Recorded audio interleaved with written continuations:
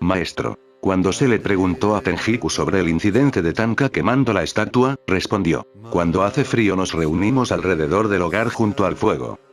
¿Se equivocó o no? Insistió el monje. Cuando hace calor nos sentamos en un bosque de bambú en el valle, dijo Tenjiku. El día después de la quema de la estatua, Tanka Tenen fue a ver a Nanjo, quien una vez había sido discípulo de Eno y era el maestro zen del emperador. Cuando Tanka desenrolló su alfombra de zazen, Nanjo dijo: no hay necesidad. Tanka retrocedió unos pasos. Nanjo dijo: así es. Ante esto, Tanka dio unos pasos hacia adelante. Nanjo dijo: eso no está bien. Tanka rodeó a Nanjo una vez y se fue. Nanjo comentó: los viejos tiempos dorados están muy lejos, y la gente ahora es muy perezosa. Dentro de 30 años, será difícil conseguir a este tipo. Amigos, es tiempo maduro para un manifiesto zen. La intelectualidad occidental se ha familiarizado con el zen, también se ha enamorado del zen, pero todavía están tratando de acercarse al zen desde la mente. Todavía no han llegado a comprender que el zen no tiene nada que ver con la mente. Su tremendo trabajo es sacarte de la prisión de la mente. No es una filosofía intelectual, no es una filosofía en absoluto. Tampoco es una religión, porque no tiene ficciones ni mentiras, ni consuelos. Es el rugido de un león. Y lo más grande que ha traído el zen al mundo es la libertad de uno mismo. Todas las religiones han estado hablando de abandonar tu ego, pero es un fenómeno muy extraño. Quieren que abandones tu ego, y el ego es solo una sombra de Dios. Dios es el ego del universo, y el ego es tu personalidad. Así como Dios es el centro mismo de la existencia según las religiones, tu ego es el centro de tu mente, de tu personalidad. Todos han estado hablando de abandonar el ego, pero no se puede abandonar a menos que se abandone a Dios. No puedes arrojar una sombra o un reflejo a menos que la fuente de su manifestación sea destruida. Entonces, las religiones han estado diciendo continuamente, durante siglos, que debes deshacerte del ego, pero por razones equivocadas. Te han estado pidiendo que abandones tu ego para que puedas rendirte a Dios, para que puedas rendirte a los sacerdotes, para que puedas rendirte a cualquier tipo de tontería, cualquier tipo de teología, superstición, sistema de creencias. Pero no puedes abandonar el ego si es un reflejo de Dios. Dios es una mentira, allá en el universo, y el ego es una mentira dentro de tu mente. Tu mente simplemente está reflejando una mentira más grande según su tamaño. Las religiones pusieron a la humanidad en un gran dilema. Siguieron alabando a Dios y siguieron condenando al ego. Así que la gente estaba en un estado muy dividido, en un espacio esquizofrénico. Se esforzaron por abandonar el ego, pero cuanto más lo intentaban, más difícil se volvía a abandonarlo, porque ¿quién iba a abandonarlo? El ego estaba tratando de abandonarse a sí mismo. Eso es un imposible. Así que incluso en las personas más humildes llamadas religiosas, el ego se vuelve muy sutil, pero no se abandona. Puedes verlo en los ojos de tus santos. Uno de mis sannyasins fue a ver a Krishnamurti, y debido a que discutió con él, Krishnamurti inmediatamente se enojó. Y estas personas como Krishnamurti le están diciendo a la gente que abandone la ira, que abandone la codicia, que abandone el ego. Pero si los provocas, toda su religión es superficial. Dentro se esconde un ego muy piadoso, y cuando el ego se vuelve piadoso se vuelve venenoso. Es más peligroso porque te vuelves absolutamente inconsciente de ello, se hunde muy profundamente en el inconsciente. Krishnamurti vivió con J. Krishnamurti durante 12 años y nunca menciona su nombre. Si alguien menciona el nombre de J. Krishnamurti, inmediatamente condena a J. Krishnamurti, y todo lo que dice es solo una imitación de J. Krishnamurti, parafraseando. La razón por la que no puede aceptar el hecho de que ha estado con J. Krishnamurti durante 12 años es muy simple. En el momento en que lo acepta, entonces puedes comparar sus afirmaciones con las de J. Krishnamurti, y encontrarás que simplemente están parafraseando. Está repitiendo, imitando, no sabe nada. Estas personas han estado en el mundo todo el tiempo. Han intentado todo lo que las religiones les han estado diciendo, pero su esfuerzo no puede eliminar la sombra. Si hay una sombra de los bambúes, no puede quitar las sombras de los bambúes a menos que quite los bambúes. No puede eliminar directamente las sombras. Son un subproducto. Si los bambúes se quedan ahí, las sombras se van a quedar ahí. Pueden volverse muy sutiles. Escuché una historia sobre un zorro que salió de la cueva donde solía vivir. Temprano en la mañana, cuando el sol salía detrás de ella, su sombra era muy larga. Ella dijo: Dios mío. ¿Soy así de grande? Voy a necesitar casi un camello para mi desayuno. Y ella comenzó a buscar un camello para su desayuno. Pero el zorro no pudo encontrar un camello. Era solo la mitad del día y el sol estaba sobre la cabeza del zorro. El zorro se sentía muy hambriento. Volvió a mirar la sombra, y la sombra había desaparecido. No había desaparecido, simplemente había pasado por debajo del zorro. Mientras el zorro estuviera allí, la sombra estaría allí, pero ahora era absolutamente invisible para el zorro. Todos los demás podían verlo, pero el zorro no podía verlo. Acababa de pasar por debajo del zorro. Eso es lo que les sucede a las llamadas personas religiosas. Ellos fuerzan sus sombras, sus egos, su ira, su codicia, sus ambiciones, en el inconsciente. Pero en el inconsciente estas cosas todavía están ahí, y son mucho más peligrosas porque no eres consciente de ellas. ¿Crees que han desaparecido? Antes de que mi Sannyasín comenzara a discutir con Ub Krishnamurti, él era simplemente un gran santo, tan silencioso, tan pacífico. Cuando comenzó la discusión, tenía miedo de que lo atraparan, no podía responder a las preguntas y de repente surgió la ira. Puede que no haya sido consciente de esa ira, pero mi Sannyasín lo ayudó. Quería deshacerse del Sannyasín. Es Ub Krishnamurti que no es un hombre auténtico ni sincero, pero puedes caer en la trampa porque está repitiendo frases hermosas. Su memoria es buena y su intelecto es bueno, pero esta es la sombra. Incluso el hombre original, J. Krishnamurti, solía enfadarse mucho al ver a mis sannyasins. Les había dicho a mis sannyasins en todas partes que donde sea que J. Krishnamurti hable, simplemente siéntense en la primera fila. En ese momento los sannyasins vestían ropa roja, tenían el mala con mi foto en el medallón, por lo que eran absolutamente reconocibles. En el momento en que J. Krishnamurti veía a mis sannyasins por todas partes, se olvidaba de qué tema iba a hablar. Comenzaría a condenarme y a condenar a sannyas. Este hombre estuvo hablando durante toda su vida sobre la conciencia, y había olvidado el tema por completo. Y no fue solo una vez, porque mis sannyasins estaban en todas partes. Donde quiera que iba a hablar, en Londres, en San Francisco, en Mumbai, en Nueva Delhi, en Madrás, donde quiera que iba a hablar, mis sannyasins estaban allí en las primeras filas. Era tan alérgico que en el momento en que veía a los sannyasins perdía todo el control. En algunos momentos incluso comenzó a golpearse la cabeza diciendo: ¿por qué vienes aquí? Estoy en contra de sannyas. Y yo le había dicho a mi gente: ríete alegremente. Hazlo lo más enojado posible. Eso sacará al hombre original que se esconde detrás. Ni siquiera podía entender por qué esto sucedía en todas partes, que estaba siendo distraído. Comenzaba a condenarme, a condenar a sannyas y se volvía casi neurótico. Ver reír a mis sannyasins era casi como echar más leña al fuego, y él se enfadaba cada vez más. No podía entender por qué estas personas no se sentían ofendidas, sino que por el contrario, se estaban riendo. Todo su tiempo estaría ocupado por los sannyasins. Es muy fácil hablar de cosas bellas, tener una comprensión intelectual. Krishnamurti había sido forzado por los teólogos de una marca particular, la Sociedad Teosófica. Era una organización mundial a principios de este siglo y estaba preparando a J. Krishnamurti para ser un maestro mundial. Nadie puede preparar a nadie para ser un maestro del mundo. Todo lo que se haya preparado va a ser falso. Casi lo torturaron en nombre de la disciplina. Se apoderaron de él a la edad de 9 años, y desde ese momento no se le permitió moverse en el mundo, no se le permitió entrar en sociedad. Fue martillado continuamente con las escrituras. Temprano en la mañana a las 3, tenía que levantarse, tomar un baño frío y estar listo para los teósofos, los líderes del movimiento, quienes recitarían escrituras sánscritas, escrituras tibetanas, escrituras zen. Y estaba casi dormido. Un niño de 9 años. Y esto continuó hasta su 25º año. Se las arreglaron para crear una cierta personalidad, solo se puede crear una personalidad, y tenían la esperanza de haber tenido éxito en la creación de un maestro mundial.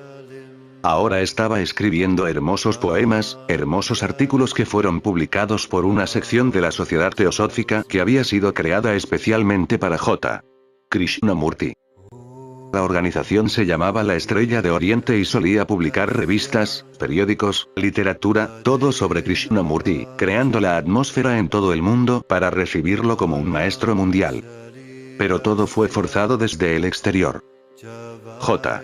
Krishnamurti no tenía realización, pero era lo suficientemente inteligente como para comprender lentamente todas las escrituras. Él también era honesto. Krishnamurti ni siquiera es honesto. Finalmente, cuando pensaron que estaba listo, convocaron una conferencia mundial en Holanda, que solía ser su gran centro mundial. 6.000 líderes del movimiento teosófico de todos los países se reunieron para recibir a J. Krishnamurti y declarar que él era el maestro del mundo. Subió al escenario, y fue en un momento muy histórico de honestidad que dijo: "No soy un maestro mundial". Fue un shock para todo el movimiento teosófico. Destrozó todo el movimiento. Pero se había familiarizado por completo con toda la gran literatura del misticismo. Disolvió la organización, la Estrella de Oriente, que había sido especialmente creada para él, dejó la Sociedad Teosófica y vivió toda su vida en reacción. Era un gigante en inteligencia. La reacción fue contra todas aquellas personas que lo habían obligado a hacer cosas que no le salían naturalmente. No se le permitió ser natural en absoluto. No se le permitió conocer a ninguna chica, no se le permitió mezclarse con la gente común. No se le permitió ingresar a ninguna escuela o colegio ordinario, sino que solo tuvo tutores privados, para que pudiera demostrarle al mundo que era un ser superior, como si viniera directamente como un Mesías de Dios. Y obviamente, si hubiera sido deshonesto, podría haberle dicho al mundo: "Soy un maestro del mundo". Estaba listo para eso. Intelectualmente su memoria estaba completamente programada. Pero como todo fue impuesto, también creó en el fondo de él una rebelión. No sabía nada de lo que estaba hablando, de lo que estaba escribiendo. No sabía nada. Uno de sus mejores libros es A los pies del maestro. Eso se publicó cuando solo tenía 13 o 14 años, solo para demostrar que incluso a la edad de 14 años podía producir un libro tan bueno. No fue escrito por él, fue escrito por un hombre llamado Lead Beater. Lead Beater fue uno de sus tutores y un erudito muy profundo de las religiones orientales. He buscado en toda la literatura de la Sociedad Teosófica de esa época para encontrar el estilo, al estilo de quien encaja ese libro. Lead Beater ya había escrito muchos libros, mostrando una gran inteligencia y erudición. El libro que se publicó en nombre de J. Krishnamurti fue escrito por él y quizás pulido por otros. J. Krishnamurti ni siquiera recordaba cuándo había escrito ese libro. Cuando dejó el movimiento teosófico, se le preguntó: ¿qué pasa con el libro A los pies del maestro, que se ha convertido en un éxito de ventas en todo el mundo? Es un libro hermoso. Pero él dijo: no lo sé. No recuerdo haberlo escrito. Era honesto, pero como todas estas cosas le fueron impuestas, hubo una reacción constante, una rebelión, y vivió en esa reacción toda su vida. El movimiento teosófico destruyó al hombre. Podría haberse convertido en un Gautama Buda, tenía todas las posibilidades, pero debido a esta reacción, luchó contra esos tutores muertos, esos líderes muertos de la Sociedad Teosófica, Annie Besant, Lead Beater y otros, toda su vida. Estuvo luchando con esas sombras toda su vida, contra maestros, contra místicos, contra las escrituras, pero no fue una revelación, fue una reacción. Toda su vida fue desperdiciada por el movimiento teosófico. Si le hubieran permitido crecer naturalmente, habría habido una posibilidad. El hombre tenía el potencial de ser un Buda Gautama. Pero lo destruyeron, y él no pudo deshacerse de ellos. Esas sombras con las que vivió en su primera infancia se arraigaron tanto que luchaba contra ellas. Vivió en una negatividad, y uno no puede vivir en una negatividad y nutrirse y florecer en una flor de loto. Así que ni siquiera J. Krishnamurti estaba iluminado, y Krishnamurti es la sombra de un gigante intelectual no iluminado. Krishnamurti ni siquiera es un gigante intelectual, pero continúa predicando las mismas palabras, el mismo lenguaje, y trata de ocultar el hecho. Precisamente el otro día vi un artículo sobre él en un periódico. El entrevistador le preguntó, ¿cuándo y dónde te iluminaste? Y su respuesta fue, no sé cuándo ni dónde. La iluminación no ocurre en el tiempo o en el espacio. Cuándo y dónde son tiempo y espacio. Sucede cuando no estás en ninguna parte, nadie. Sucede cuando hay eternidad, no hay tiempo. Pero su respuesta puede impresionar a mucha gente, la gente es muy crédula. Tomo su caso por una razón particular. Porque toda la intelectualidad occidental se ha interesado inmensamente en el Zen, pero su interés sigue siendo intelectual. Han escrito grandes libros, y discutiremos en este manifiesto a casi todos los que han escrito libros sobre Zen. Mi esfuerzo es dejarles realmente claro que todos estos intelectuales pueden haber escrito libros muy hermosos. Aprecio su erudición, aprecio su elocuencia en la expresión, pero no son hombres de Zen, por no decir nada de maestros de Zen. Por lo tanto, este manifiesto es absolutamente necesario para dejar claro al mundo entero que el Zen no es un asunto de la mente. Es un espacio sin mente. Te dije que todas las religiones están diciendo, abandona el ego. El Zen va más allá del ego y del yo. Excepto el Zen, ninguna religión ha llegado al punto de ir más allá del yo, más allá del Atman, más allá de tu espíritu, más allá de tu individualidad. Es absolutamente la contribución de un solo hombre a la conciencia humana, la de Gautama el Buda. El Zen es el florecimiento supremo. Lentamente, poco a poco mejorando la imagen de Gautama el Buda, cada maestro ha aportado algo, una nueva dimensión a la misma. Gautama Buda es la única persona en toda la historia de la humanidad que dijo, simplemente abandonar el ego no ayudará. Se puede dejar caer fácilmente si dejas caer a Dios. Dejó a Dios, el ego desapareció. La luna desapareció. El reflejo desapareció. Se alejó del espejo, el espejo estaba vacío. Su reflejo en el espejo desapareció. Había estado peleando con el reflejo. He oído hablar de una mujer fea. Era tan neurótica con los espejos, porque solo los espejos la hacían consciente de que era fea. De lo contrario, sin espejos, en lo que a ella respectaba, era hermosa. Dondequiera que viera un espejo, incluso en la casa de otra persona, lo rompería de inmediato. La razón era que los espejos la hacían ver fea.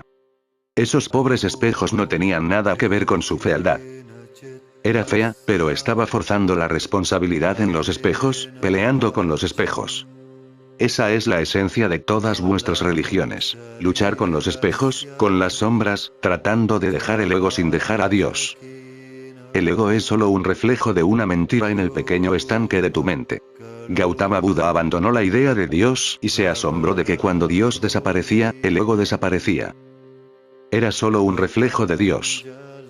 De ahí mi esfuerzo por eliminar a Dios. Sin eliminar a Dios no puedes eliminar el ego. Es la sombra, en el pequeño estanque de tu mente, de la última mentira. Luego, cuando el ego desapareció con Dios, Buda llegó a comprender que incluso el yo tiene que desaparecer. Hay religiones que tienen a Dios, el ego y el yo. El judaísmo, el cristianismo, el islamismo, el hinduismo. Y hay religiones que no tienen a Dios, taoísmo, budismo, jainismo, pero tienen el yo. Como no tienen a Dios, el ego desaparece por sí solo. Ahora todo su esfuerzo es cómo volverse puros, piadosos. Ahora comienza un tipo diferente de esfuerzo. Buda es el único hombre que dijo, si no hay Dios y no hay ego, el yo también es arbitrario, artificial. A medida que profundizas en tu interioridad, de repente te encuentras desapareciendo en la conciencia oceánica. No hay un yo como tal. Ya no eres, solo existe la existencia.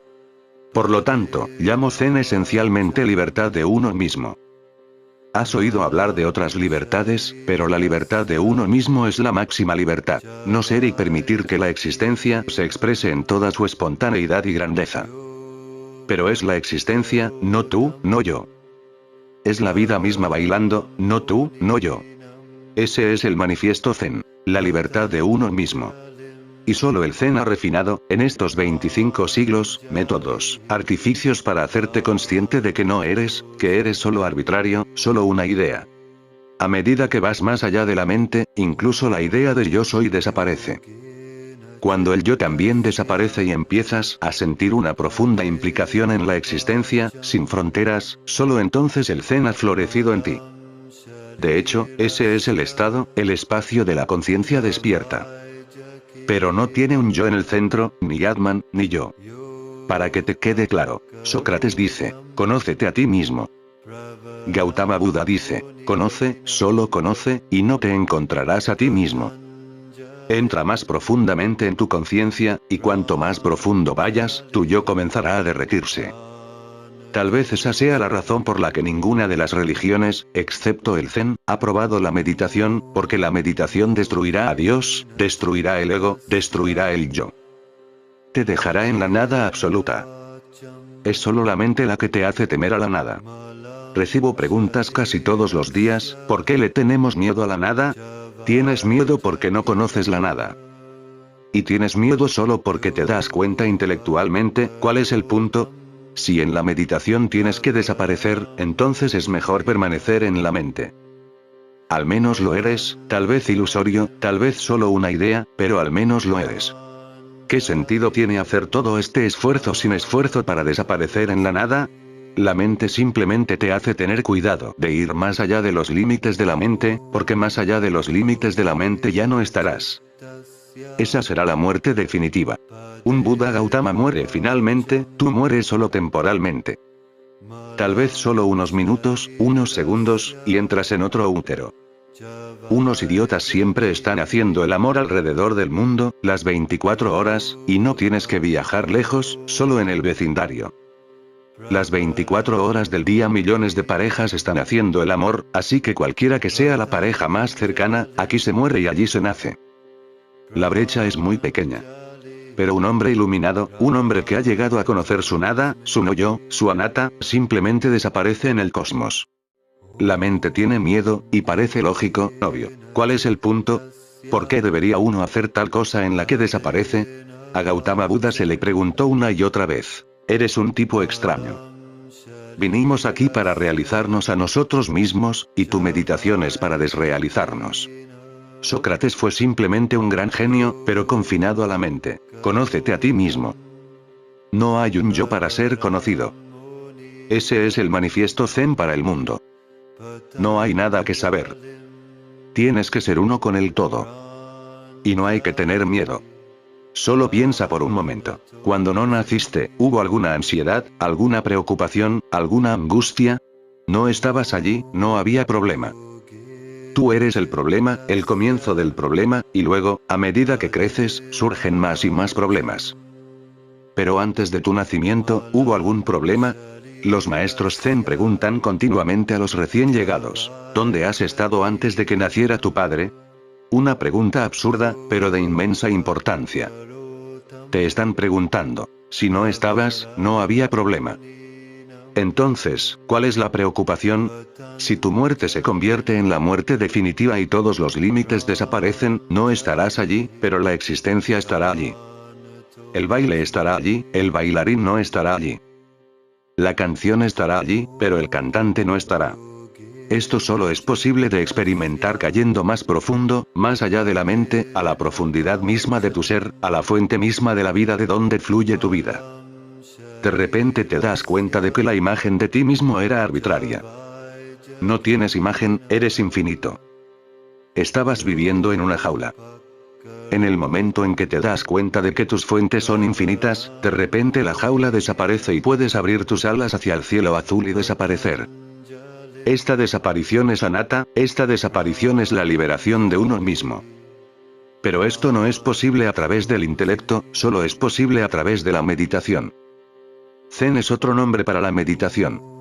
Cientos de hermosos libros han aparecido en Occidente desde que un hombre muy extraño, D.T. Suzuki, introdujo el Zen en Occidente.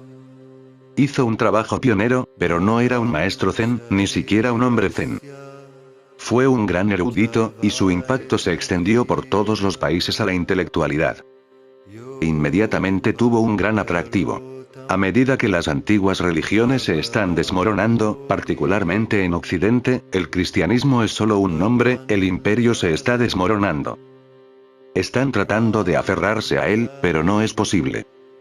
Se está cayendo a pedazos y un vacío crece cada día, más y más grande, como una profundidad abismal que produce náuseas. El libro de Jean-Paul Sartre, Náuseas, es muy significativo.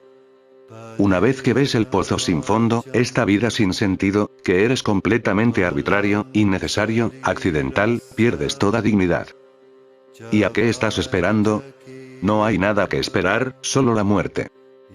Esto crea una gran ansiedad. No valemos nada, nadie nos necesita, la existencia es descuidada. En ese mismo momento D.T. Suzuki apareció en el horizonte en el oeste. Fue el primer hombre en hablar sobre Zen en las universidades y colegios occidentales, y atrajo inmensamente a la gente inteligente, porque habían perdido la fe en Dios, habían perdido la fe en la Santa Biblia, habían perdido la fe en el Papa. Justo hoy, casi una docena de obispos alemanes se han unido para hacer una declaración de que el Papa está yendo más allá de sus límites, que su predicación continua contra el control de la natalidad está llevando a la humanidad a un punto en el que la mitad del mundo va a morir de hambre. El Papa no debe ser escuchado más. Ahora, esto es pura rebelión. Esta docena de obispos en Alemania han formado un comité, y están reuniendo más y más obispos para rebelarse contra el Papa, y están declarando que él no es infalible. Toda la historia muestra que los papas y los arzobispos son falibles. Así que toda esta idea de que el Papa es infalible lo estaba convirtiendo en un dictador absoluto. Ahora es intolerable. El comienzo de este siglo fue el comienzo de una ebullición de energía contra todas las religiones antiguas, particularmente en los países ricos de Occidente. Los países pobres no tienen tiempo, ni siquiera tienen comida suficiente, ni alimento. Todo su tiempo lo dedican a conseguir comida, ropa, conseguir un refugio. No pueden discutir los grandes problemas de la vida, ni siquiera pueden concebirlos. La cuestión es la comida, no Dios. Es por eso que es tan fácil convertir a la gente pobre al cristianismo, simplemente brindándoles alimentos, simplemente brindándoles refugio, servicio. Pero no se convierten al cristianismo. Simplemente no están preocupados por Dios. No les preocupa ningún sistema de creencias, lo básico es que tienen hambre y hambre. Cuando estás hambriento y hambriento, no piensas en Dios, no piensas en el infierno y el cielo. Lo primero que piensas es dónde conseguir pan y mantequilla. Y si alguien te da pan y mantequilla con la condición de que tengas que ser católico, estarás de acuerdo, en lugar de morir de hambre, por lo que los países pobres se están volviendo cada vez más católicos, cada vez más cristianos. Pero en Occidente mismo, el cristianismo está perdiendo fuerza. No más del 25% de las personas asisten a las iglesias. El 75% de las personas están completamente decepcionadas. Ese 25% son en su mayoría mujeres, y van por una razón particular. Ese es el único lugar donde puedes cotillear y conocer a todas las demás mujeres, y ver quién tiene mejor ropa, mejores abrigos de piel, mejores joyas, mejor coche. La iglesia es el único club donde las mujeres son aceptadas. Todos los demás clubes son clubes de chicos, donde los viejos hablan de mujeres pero no dejan entrar a las mujeres. Incluso en las fiestas, cuando la cena está completa, las mujeres se retiran a una habitación separada y dejan solos a los niños. Los chicos estarán bebiendo y gritando y peleando, y diciendo todo tipo de tonterías que no pueden decir delante de las mujeres porque se sienten un poco avergonzados. Entonces las mujeres se retiran. Y esto es bueno, porque las mujeres tienen sus propios chismes. ¿Quién se enamora de quién? Que los chicos hagan su trabajo, las viejas están haciendo su trabajo. La iglesia es el único lugar en el que todas las religiones han permitido que las mujeres se reúnan. De lo contrario, son boicoteados de todas las demás congregaciones sociales. No pueden ser miembros de muchas organizaciones, de muchos clubes. Todos están orientados a los hombres. El ámbito de la mujer, su territorio, es el hogar. Tiene que estar confinada en ese territorio. Así que la iglesia ha sido la única salida. Esperan el domingo. Entonces, este 25% son mujeres. Algunos hombres pueden estar allí que no pueden dejar solas a sus esposas por miedo, y algunos hombres pueden estar allí para encontrar una nueva novia. Pero esto no tiene nada que ver con la religión. D.T. Suzuki apareció en Occidente con un nuevo enfoque de la existencia. Atrajo a la gente porque era un hombre de gran erudición, profunda erudición, y trajo a la mente occidental un concepto de religión totalmente nuevo. Pero siguió siendo un concepto, siguió siendo un argumento en la mente. Nunca fue más profundo que eso. Existe un paralelo en China. Antes de que Bodhidharma apareciera en China, China ya estaba convertida al budismo. Bodhidharma fue allí hace 1400 años, pero la filosofía y la religión de Gautama Buda habían llegado a China hace 2000 años, 600 años antes de que Bodhidharma fuera allí. En esos 600 años, los eruditos habían convertido toda China al budismo. En aquellos días era muy fácil convertir a todo el país. Simplemente convertiste al emperador, y luego toda su corte se convirtió, luego todo su ejército se convirtió, luego toda su burocracia se convirtió. Y cuando el emperador y toda la burocracia y el ejército, y todos los llamados sabios de la corte del emperador se convirtieron, las masas simplemente lo siguieron. Las masas nunca han decidido nada por sí mismas. Simplemente miran a las personas que se proclaman grandes, en poder, en inteligencia, en riquezas. Si estas personas se convierten, las masas simplemente las seguirán. Entonces, en esos 600 años, miles de eruditos budistas llegaron a China y convirtieron a China, los emperadores, los gobernadores. Pero aún no era el verdadero mensaje de Gautama Buda. Aunque China se había vuelto budista, Buda aún no había aparecido. Bodhidharma fue enviado por su maestro, que era una mujer. Ella dijo: los eruditos han preparado el camino, ahora vete. Eres inmensamente necesario allí. Bodhidharma fue el primer Buda en entrar en China y trajo una visión totalmente diferente, no de la mente sino de la no mente. Occidente está absolutamente preparado para un manifiesto zen. Intelectualmente, D.T. Suzuki, Alan Watts y muchos otros, discutiremos cada uno de ellos, han preparado el camino. Ahora solo se necesita un Bodhidharma, un Gautama Buda o un Mahakasyapa, alguien cuyo zen no sea solo una filosofía, sino una experiencia real del no-yo, una experiencia real de entrar en la nada. Y una vez que entres en la nada, te sorprenderá saber que no hay nada que temer. Esta es tu verdadera casa. Ahora puedes celebrar, porque no hay nada más que este misterio. Esa nada abre todas las puertas. Mientras estés confinado por el yo, la idea misma de la separación de la existencia te mantiene miserable. Tienes que encontrar caminos, y estos caminos se pueden encontrar fácilmente solo cuando tienes a alguien que ya ha recorrido el camino, que sabe que la nada no es algo vacío. Al desaparecer, no estás realmente desapareciendo, te estás convirtiendo en el todo. Desde este lado, parece que estás desapareciendo. Desde ese lado, parece que te estás convirtiendo en el todo. Pregúntale a una gota de rocío. Les he hablado de Kabir. Cuando entró por primera vez en esta nada, inmediatamente escribió un hermoso poema, en el que viene la frase: la gota de rocío ha caído en el océano. Sus propias frases son muy hermosas. Eraterate Isaki, Raya Kabir Erai, oh, amigo mío, amado mío, había ido a buscarme a mí mismo, pero algo extraño sucedió. En lugar de encontrarme a mí mismo, he desaparecido como una gota de rocío que desaparece en el océano. Bunsamanisa Mundmei Sokater y Hai, la gota de rocío ha desaparecido en el océano. Ahora, ¿cómo puedes encontrar la gota de rocío de nuevo? Esa fue su primera experiencia. Luego se volvió cada vez más consciente del océano y se olvidó por completo de la gota de rocío. Antes de morir llamó a su hijo, Kamal. Sin duda Kabir lo nombró correctamente. Kamal significa un milagro, y el hijo de Kabir ciertamente fue un milagro. Llamó a Kamal y le dijo: voy a dejar mi cuerpo pronto. Antes de irme, tienes que corregir uno de mis poemas. Solo un pequeño cambio. He escrito: Bunsamanisa Mundmei. La gota de rocío ha entrado en el océano. Tienes que cambiarlo. Solo inviértelo. Samundi Samana Bundmei, el océano ha desaparecido en la gota de rocío, porque ahora sé desde el otro lado.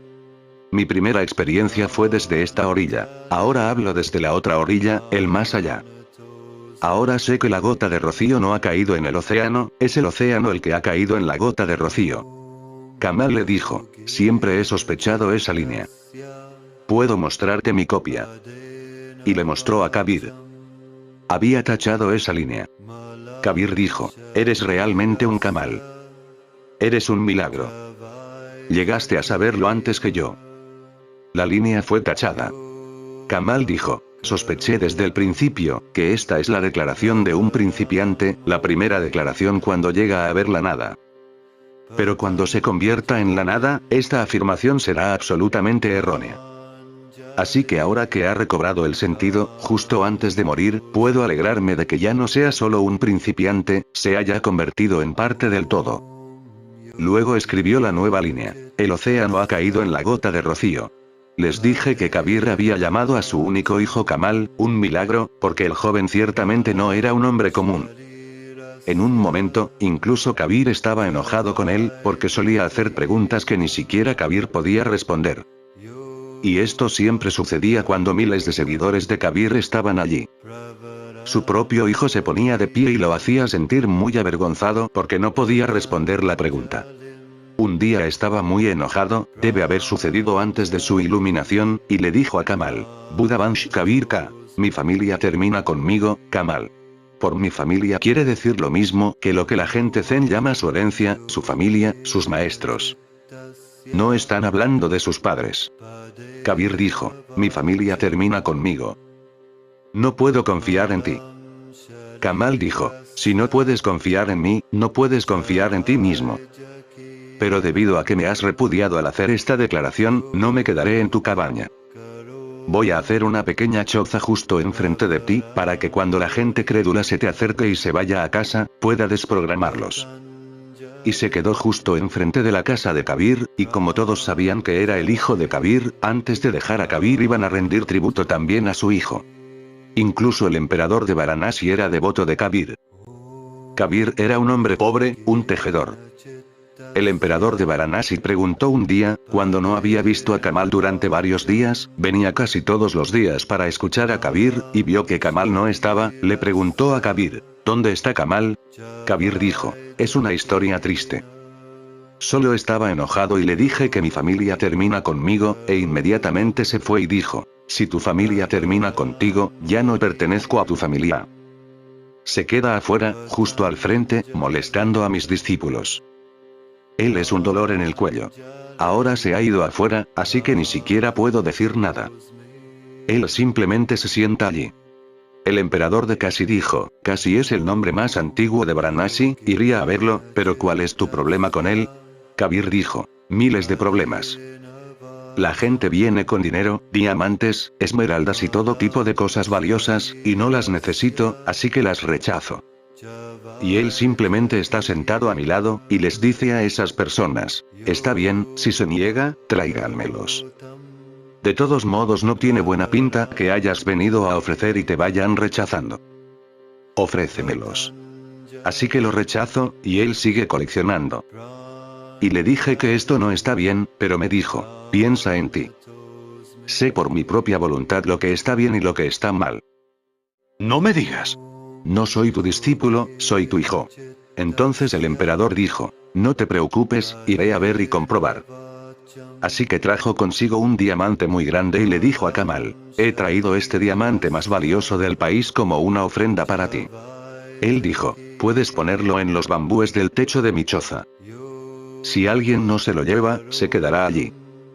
De vez en cuando puedo ver que tengo la piedra más valiosa en mi choza. No tengo mucha decoración aquí. El emperador pensó, Kabir parece tener razón, es muy inteligente y astuto. Él no lo está tomando, pero me está diciendo, solo ponlo ahí. Si alguien no se lo lleva, disfrutaré viéndolo. Y al salir me lo llevará, eso es seguro. Así que el emperador se quedó fuera durante una semana, no vino. Después de una semana, vino y le preguntó a Kamal, ¿dónde está ese diamante? Kamal dijo, si alguien lo ha tomado, entonces no estará en el techo. De lo contrario, está obligado a estar en el techo. Usted mismo lo ha puesto allí, para que pueda encontrarlo fácilmente. No tuve oportunidad de mirarlo.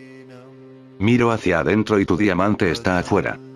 El emperador dijo, ¡genial! Y miró y encontró el diamante exactamente donde lo había puesto en el techo. Le dijo a Kabir, estás en un malentendido. Su hijo es realmente un milagro. Estaba pensando que me estaba engañándome, pero ni siquiera ha mirado el diamante, por no hablar de tocarlo. Me dijo, Si alguien lo ha tomado, entonces no lo sé, porque estoy mirando hacia adentro. Cualquiera puede tomarlo. No hay guardia en la choza, no hay puerta. Y a veces tengo que ir al Ganges a bañarme, y cualquiera puede hacerlo. Así que si todavía está allí, lo encontrarás. Y lo he encontrado. Estaba allí. Ni siquiera lo ha mirado. Así que toda tu idea es incorrecta. Tu idea de que él está interesado en la riqueza es absolutamente incorrecta. Finalmente, Kabir tuvo que ir a la choza y pedirle a Kamal: perdóname, vuelve. Me equivoqué. Solo estabas tratando de ponerme a prueba, ya sea que me enoje o no, y ciertamente me enojé. Pensé que era tu codicia. Kamal dijo: yo soy tu sangre, tus huesos, tu misma médula. ¿Cómo pudiste pensar que debería ser codicioso? Te enojaste y te revelaste que todas tus enseñanzas de no enojarte, de no ser codicioso, son solo superficiales. No es asunto tuyo. Si estoy tomando cosas, ¿por qué estás interesado? Debe haber algo de codicia en ti. Así como surgió la ira, tu codicia puede surgir en cualquier momento. Si no hubiera avaricia en ti, simplemente habrías sido testigo de que Kamal está tomando cosas, eso es todo.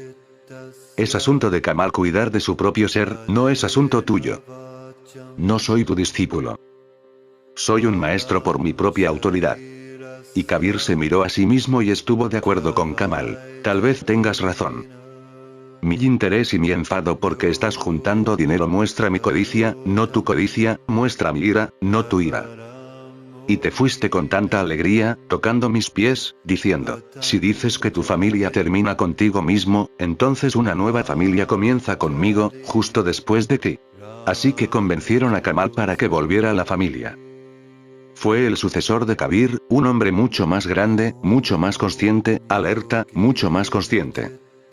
Pero extrañamente, es Kabir quien es recordado. Tiene una religión organizada que lo sigue. Kabir Pant, Sendero de Kabir. Kamal no tiene nada. Nunca creó seguidores. Aunque cientos de personas lo escucharon, siguió siendo solo un amigo.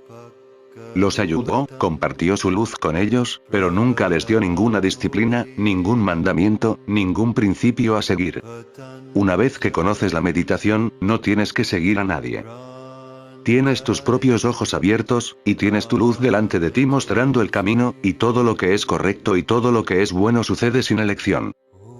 No es que lo estés haciendo, no puedes hacer otra cosa. Durante 600 años en China, el budismo fue solo un ejercicio intelectual, buena gimnasia. Pero cuando Bodhidharma entró en China, cambió toda la idea sobre el Zen. La gente hablaba del Zen como si fuera otra filosofía, que no lo es. Como si fuera otra religión, que no lo es. Es una rebelión contra la mente, y todas vuestras religiones y filosofías son parte de la mente. Esta es la única rebelión contra la mente, contra uno mismo, la única rebelión de retirar todos los límites que te aprisionan y dar un salto cuántico hacia la nada. Pero esta nada está muy viva. Es vida, es existencia. No es una hipótesis. Y cuando das el salto, la primera experiencia es que estás desapareciendo. La última experiencia es que te has convertido en el todo. Unas cuantas preguntas. La primera pregunta: maestro, ¿por qué tantos intelectuales occidentales se han sentido atraídos por un examen del Zen? Están sintiendo un gran vacío y quieren llenar el vacío. No se puede vivir con un vacío. El vacío está vacío, y de ese vacío, la vida se vuelve triste, sería. Todas las religiones han estado llenando tu vacío con mentiras. Ahora esas mentiras están expuestas. La ciencia ha hecho mucho para exponer esas mentiras, y los grandes meditadores, los místicos, han hecho un tremendo trabajo en todo el mundo para exponer todas las mentiras de las religiones. El hombre contemporáneo se encuentra en una posición extraña. Lo viejo ha caído, fue un engaño, y lo nuevo aún no ha llegado. Entonces hay una brecha, un intervalo, y la intelectualidad occidental está tratando de encontrar algo que no vuelva a ser una mentira, que no solo te dé consuelo, sino que te transforme, que sea una revolución profunda en tu ser. El Zen ciertamente es el enfoque correcto hacia la existencia, la verdad última. Sin creer en nada, sin ser seguidor ni creyente, simplemente entras en tu propia interioridad, y estás entrando en la inmensa nada del todo. Pero es la misma nada de donde habías venido y a donde vas de nuevo. Cuando la fuente y la meta se vuelvan una, tendrás una gran celebración. En esa celebración no estarás tú, sino que estará participando toda la existencia. Los árboles arrojarán flores, los pájaros cantarán canciones y los océanos y los ríos se regocijarán. Toda la existencia se convierte en tu hogar en el momento en que tu corazón se funde con el corazón universal. Ahí es donde está sucediendo Zen. En esa fusión con el universo, regresas a la fuente original, fresca, eterna, atemporal, espaciosa. Lo único que se necesita es la libertad del yo. Esa es la esencia misma del Zen. Has oído hablar de muchas libertades. Libertad política, libertad psicológica, libertad económica. Hay muchos tipos de libertad. Pero la libertad última es el Zen, la libertad de uno mismo. Eso no debe ser aceptado como una creencia, eso tiene que ser experimentado. Solo entonces lo sabes. Es un gusto, cualquiera puede describir que el azúcar es dulce, pero si no has probado el azúcar, escuchas la palabra dulce pero no entiendes lo que es. La única forma es que alguien te meta un poco de dulzura en la boca. La función del maestro en el Zen es forzar la nada en tu experiencia, o en otras palabras, llevarte a tu propia nada. El maestro inventa métodos, y cuando se vuelven viejos y rutinarios, los abandona, encuentra nuevos métodos, nuevas formas. Pero han pasado 25 siglos desde que Gautama Buda le dio una flor de loto a Mahakasyapa, sin una sola palabra, y le dijo a su congregación: lo que podría decir, se lo he dicho. Lo que no puedo decir, aunque quiero, pero simplemente no es posible, lo estoy transfiriendo a Mahakasyapa. Esa flor de loto era solo un símbolo. A menos que te abras como una flor de loto al sol de la mañana, cuando las gotas de rocío brillan como perlas en las hojas de loto. Es una transmisión silenciosa de la lámpara. No se dice nada. Mahakasyapa se acercó por primera vez a Buda, tomó la flor de loto, tocó sus pies, volvió y se sentó en silencio bajo su árbol. Mahakasyapa es el primer patriarca del Zen. Así que el linaje del Zen, la familia del Zen, es una rama muy silenciosa del budismo. Aman a Gautama Buda, porque el Zen realmente se originó en su desaparición. Lo transfirió a Mahakasyapa, y luego fue responsabilidad de Mahakasyapa seguir encontrando personas a las que pudiera transferirlo. Así que desde ese momento, hace 25 siglos, ha sido transferido sin ningún medio arbitrario, sin ningún lenguaje, de maestro a discípulo. De uno que ha vuelto a casa a uno que está deambulando pero no puede encontrar el camino. El maestro funciona como un amigo. Te toma de la mano y te lleva por el camino correcto, te ayuda a abrir los ojos, te ayuda a ser capaz de trascender la mente. Ahí es cuando tu tercer ojo se abre, cuando empiezas a mirar hacia adentro. Una vez que miras hacia adentro, el trabajo del maestro está terminado. Ahora depende de ti. Puedes recorrer esa pequeña brecha entre tu mente y la no mente en un solo momento de tremenda intensidad y urgencia. O puedes viajar lentamente, vacilante, deteniéndote, temeroso de que estás perdiendo el control de tu mente, estás perdiendo el control de tu individualidad, que todos los límites están desapareciendo. ¿Qué estás haciendo? Puedes pensar por un momento. Esto puede provocar un colapso, es posible que no puedas volver a la mente nuevamente. ¿Y quién sabe lo que va a pasar más adelante? Las cosas están desapareciendo. Si prestas demasiada atención a las cosas que están desapareciendo, puedes detenerte por miedo. El maestro sigue enfocando tu mente en las cosas que están sucediendo, no en las cosas que están desapareciendo. Te sigue obligando a mirar la dicha, mira el silencio que desciende sobre ti. Mira la paz, mira la alegría, mira el éxtasis. Está continuamente enfatizando lo que está sucediendo, no lo que se está yendo. La ansiedad, la desesperación, la angustia, no te permite ni siquiera tomar nota de ellos. Lo que está desapareciendo no vale la pena conservarlo. Sigue mirando lo que aparece de la nada. Entonces reúnes coraje, te vuelves más atrevido. Sabes que nada va a salir mal. Con cada centímetro de movimiento, algo más grande está sucediendo. Y finalmente, cuando entras en la fuente misma de tu ser, el centro de tu ser, todo el universo cae sobre ti, tal como dijo Kabir antes de morir. Todo el océano ha caído en la gota de rocío. Una vez que has experimentado esta bienaventuranza, este éxtasis, esta embriaguez divina, ¿a quién le importa la individualidad? ¿A quién le importa el yo? ¿Qué te ha dado el yo sino la angustia, sino el infierno? Y esta nada es tan pura, sin fronteras. Por primera vez encuentras el infinito, la eternidad, y todos los misterios de la existencia, te abren de repente sus puertas. Y van abriendo puerta tras puerta. Este viaje no tiene fin, es una peregrinación interminable. Siempre estás llegando y llegando y llegando, pero nunca llegas. Pero a cada momento vas más profundo en la dicha, más profundo en el éxtasis, más profundo en la verdad, y no hay punto final. El manifiesto Zen es absolutamente necesario, porque todas las religiones antiguas se están desmoronando, y antes de que se desmoronen y la humanidad se vuelva completamente loca, el Zen debe extenderse por toda la tierra. Antes de que la vieja casa se derrumbe, debes crear una nueva casa. Y esta vez no cometas el mismo error. Has estado viviendo en una casa que no estaba allí. Por eso estabas sufriendo la lluvia, el invierno, el sol, porque la casa era solo una imaginación. Esta vez entra realmente en tu hogar original, no en ningún templo hecho por el hombre, en ninguna religión hecha por el hombre. Entra en tu propia existencia. ¿Por qué ser continuamente una copia al carbón? Este tiempo es muy valioso. Naciste en un momento muy afortunado, cuando lo viejo ha perdido su validez, su prueba, cuando lo viejo simplemente te ronda porque no tienes el coraje suficiente para salir de la prisión. De lo contrario, las puertas están abiertas. De hecho, nunca ha habido puertas, porque la casa en la que vives es completamente imaginaria. Tus dioses son imaginarios, tus sacerdotes son imaginarios, tus sagradas escrituras son imaginarias. Esta vez no cometas el mismo error. Esta vez la humanidad tiene que dar un salto cuántico de las viejas mentiras podridas a la verdad fresca y eternamente fresca. Este es el manifiesto del Zen. La segunda pregunta. Maestro. D.T. Suzuki, el hombre que introdujo el Zen a la intelectualidad occidental, dijo, el Zen debe tomarse con las manos desnudas, sin guantes. ¿Te gustaría hacer un comentario? Su declaración es racionalmente hermosa. Debe agarrar Zen con sus manos desnudas y desnudas, sin guantes.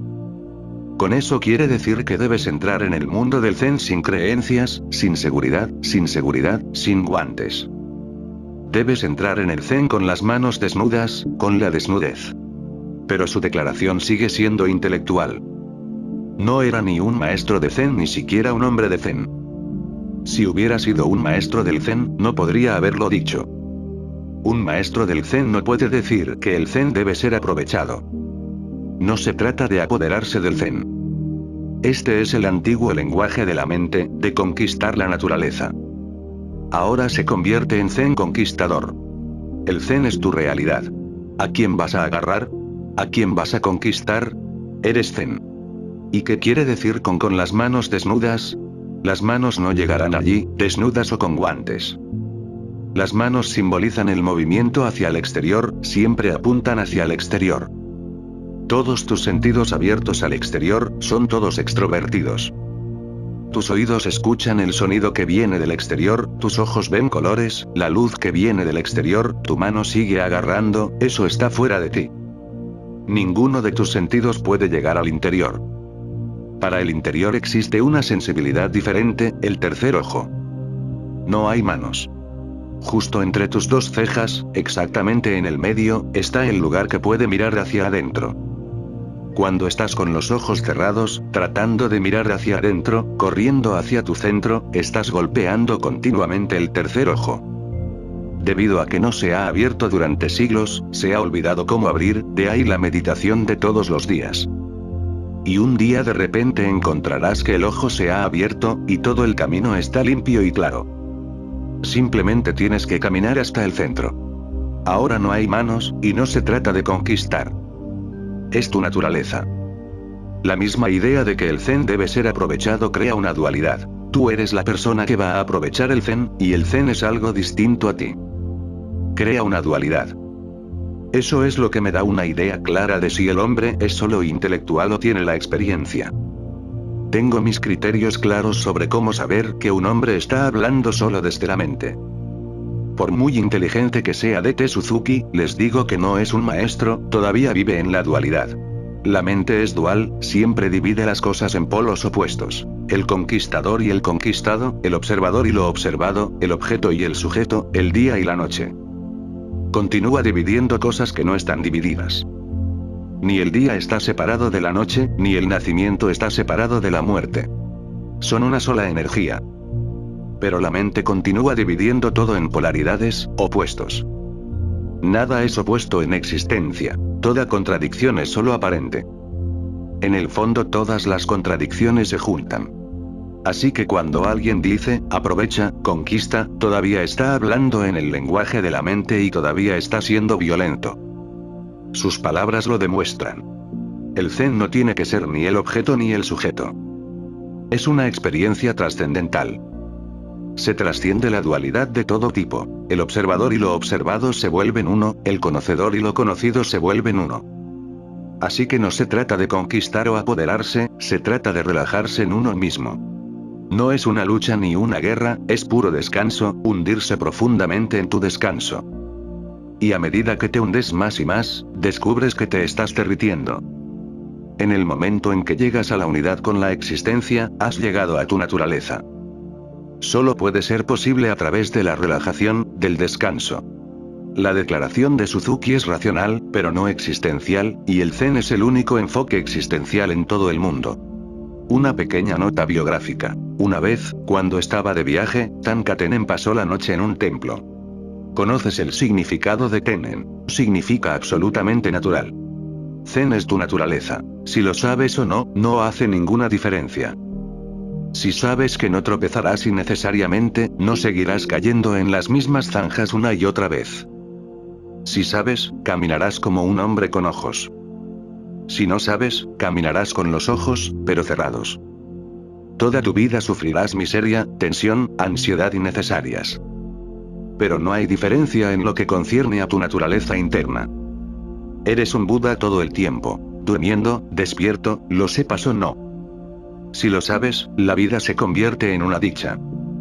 Si no lo sabes, la vida se convierte en una miseria. Así que eres simplemente tú. Si estás listo para hundirte profundamente dentro de ti mismo, estar en un descanso profundo, no es una victoria, es solo recordar que la budeidad es tu naturaleza, es tu Dharma. Tanka Tenen pasó la noche en un templo.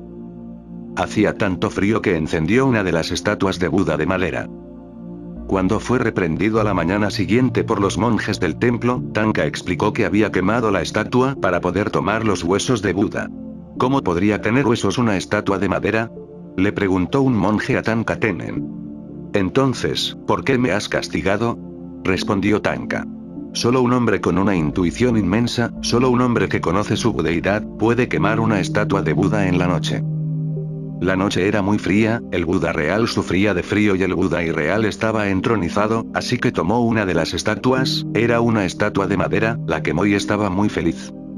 Por la mañana, cuando los monjes del templo descubrieron que había quemado una estatua de Buda, obviamente estaban muy enojados. ¿Qué clase de hombre es usted? Pensamos que eras un maestro Zen y has destruido uno de nuestros Budas más valiosos. ¿Cuál fue el propósito? Él dijo, la noche era muy fría. Simplemente les estaba mostrando a esos monjes. Habéis olvidado vuestra naturaleza de Buda y estáis adorando estatuas hechas por el hombre. Los Budas están adorando estatuas de madera, piedra o mármol, esto es absurdo. ¿Qué tipo de sueño espiritual estás sufriendo? ¿Has olvidado por completo quién eres? Así que dijo, era una noche fría y el Buda estaba sintiendo mucho el frío. Un falso Buda estaba sentado allí. Quemé la estatua, era solo madera. Para dejarlo completamente claro, dijo, estaba tratando de encontrar los huesos de Buda. En el mundo de Buda, los huesos de un Buda se llaman flores. Cuando un Buda ha despertado, incluso sus huesos ya no son huesos, por lo que no se les llama huesos, se les llama flores. Lentamente se ha generalizado en la India que ahora los huesos de todos, cuando alguien muere. En India el cuerpo tiene que ser quemado en una pira funeraria, y al tercer día, cuando el fuego se ha enfriado completamente y el cuerpo está completamente quemado, los familiares y los amigos van al lugar de la quema para recoger las flores. Esa es la expresión. Van a recoger los huesos. Esos huesos deben disolverse en un río o en el océano para el descanso eterno, pero no se les conoce como huesos. La primera vez fueron los huesos de Gautama Buda los que se denominaron flores. ¿Cómo puedes decir que los huesos de Gautama Buda son solo huesos? En ese cuerpo vivía el primer hombre despierto. En ese cuerpo irradiaba el esplendor, la dicha surgiendo de la nada. Es por esto que Buda dijo, este mismo cuerpo es el Buda, y esta misma tierra el paraíso del loto. Cuando conoces tu nada, ella irradia. Incluso desde tus huesos, tus ojos, tu piel, todo toma una nueva gracia, una nueva grandeza, una nueva majestad. Tus palabras se vuelven doradas, tu silencio se vuelve tan precioso, una canción sin sonidos. Incluso cuando el Buda camina, su cuerpo expresa su budeidad. Si el Buda te mira a los ojos, sus ojos están expresando la verdad última. Ya sea que diga algo o no, está continuamente difundiendo cierta energía a su alrededor. Es un radiador, una radiación de la dicha suprema. Entonces, naturalmente, si un hombre como Gautama Buda se iluminó cuando tenía 42 años y vivió 40 años después, durante 40 años continuos, el Buda estuvo dentro de estos huesos, carne y piel, ¿cómo es posible que todos estos huesos y piel no se verán afectados por esta tremenda metamorfosis? De ahí vino la expresión, flores. El hombre que lo tradujo lo ha olvidado. Simplemente dice que Tanka Tenen dijo, tuve que quemar la estatua para poder llevarme los huesos de Gautama Buda, no las flores. Pero todo cambia con tu cambio de conciencia. Todo se vuelve tremendamente hermoso. Esto fue solo para provocar a esos monjes para que fueran acorralados. Inmediatamente, el sumo sacerdote del templo debe haber dicho, ¿cómo podría tener huesos una estatua de madera? ¿Cómo podría tener flores una estatua de madera? Tanka había hecho su punto. Está diciendo que una estatua de madera no es un Buda, ni siquiera tiene los huesos, ni siquiera tiene las flores de Buda. Es simplemente madera, cortada en cierta forma. Le has dado forma a la madera, pero no puedes convertirla en un Buda. Una vez que los monjes fueron acorralados, Tanka dijo, entonces, ¿por qué me has castigado? Entonces, ¿por qué estás enojado conmigo? Hay muchas versiones de esta historia. La versión que amo, y no sé si está en las escrituras o no, no sé de dónde la obtuve, pero estoy absolutamente seguro de que es la versión correcta. No fue en la mañana que se encontró a Tanka Tenen, fue en medio de la noche cuando los sacerdotes vieron un fuego ardiendo en el templo, porque estaban durmiendo en el templo. El sumo sacerdote vino corriendo. ¿Estás loco o algo así? ¿Qué estás haciendo? Has quemado uno de mis Budas más valiosos. Luego, Tanka tomó su bastón, y el Buda casi se quema, y comenzó a buscar flores con su bastón en las cenizas del Buda.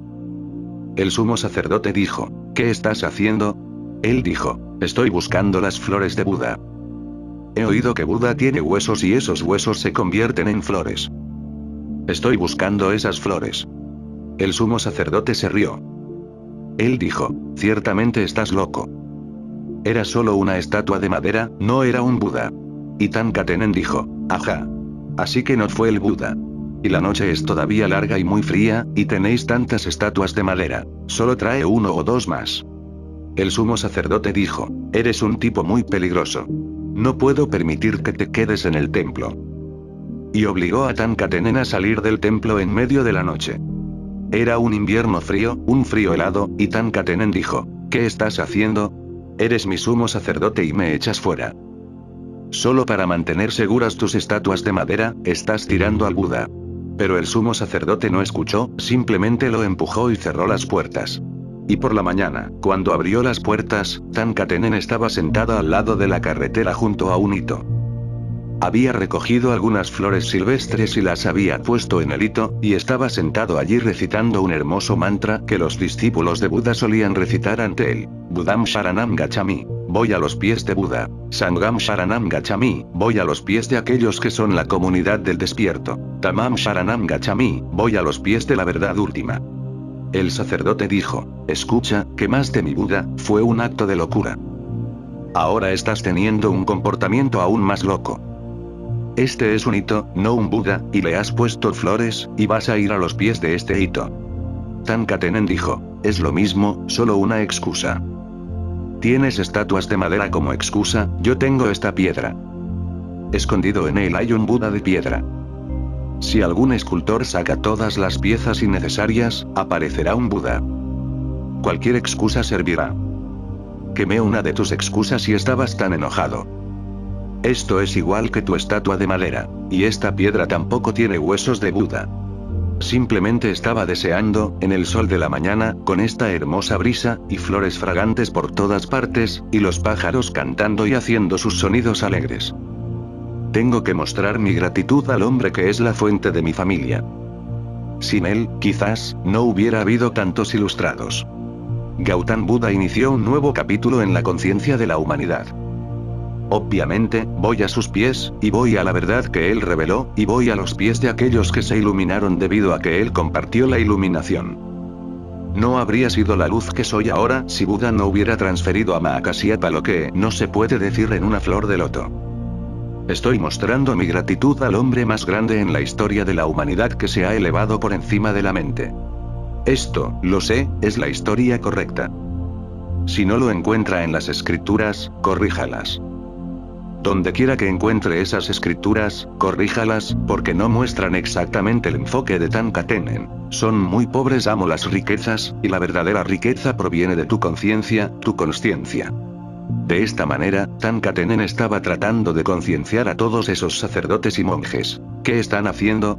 Has olvidado lo real y estás adorando estatuas. Cualquier piedra servirá, porque en cada piedra está escondido el Buda. Recuerdo una historia de Miguel Ángel. Estaba pasando por el mercado donde se vendía mármol y vio un gran trozo de mármol frente a una tienda. Le preguntó al dueño, ¿cuánto costará? El dueño dijo, nada, porque está allí desde hace 10 años y nadie ha preguntado por eso. No tengo espacio en mi tienda, así que lo he tirado al otro lado de la calle. Puedes tomarlo, me dará espacio para poner algunas otras rocas. Esta roca parece absolutamente absurda, inútil. Entonces Miguel Ángel tomó esa roca y después de un año invitó al dueño de la tienda. Ahora puedes venir y ver. Tu roca ha florecido. Y fue la mayor obra de arte de Miguel Ángel, que fue destruida hace solo unos años por un loco. Era una estatua de Jesucristo. Su madre, María, ha tomado el cuerpo de Jesucristo de la cruz. Jesús yace casi desnudo en su regazo, y ella lo mira a la cara. Era una de las estatuas más bellas del mundo. El dueño de la tienda no podía creer lo que veía. Él dijo, ¿cómo lo lograste? Él dijo, no fui yo. Cuando pasé por el lado de la roca, Jesús me llamó. Estoy acostado en esta roca. Simplemente elimine las partes innecesarias y seré revelado. Y mientras miraba la roca, pude ver a Jesús en el regazo de su madre al lado de la cruz. Parecía extraño, porque esta estatua estaba escondida en su interior. La cruz, Jesús recostado en el regazo de su madre, María. Así que parecía un tipo de roca muy extraño. Pero acabo de hacer un pequeño trabajo quitando partes innecesarias, y pueden ver el milagro que ha sucedido. Esa estatua estaba en el Vaticano, y hace solo unos años, tal vez hace 10 años, un loco con un martillo entró y rompió las cabezas de Jesús y María, y destruyó esa hermosa estatua, como no se puede hacer. De nuevo, porque los de Miguel Ángel no ocurren tan a menudo. Ese hombre fue atrapado, pero ya era demasiado tarde. Y en la corte dijo, no soy un Miguel Ángel, así que no puedo crear, pero puedo destruir. Y quería que mi nombre se convirtiera en historia, quería ver mi foto en todos los periódicos en primera plana. Lo he logrado y estoy listo para cualquier castigo. El juez no sabía qué decirle a este hombre. Había destruido una de las cosas más preciadas, una de las obras de arte más hermosas, solo para tener su fotografía en la primera plana de los periódicos y su nombre en la historia. Miguel Ángel la creó, y este hombre la destruyó. Él estaba listo. Él dijo, estoy listo incluso para ir a la horca. No importa. Si tienes ojos como Miguel Ángel, entonces cada piedra se convierte en algo que la gente común no puede ver.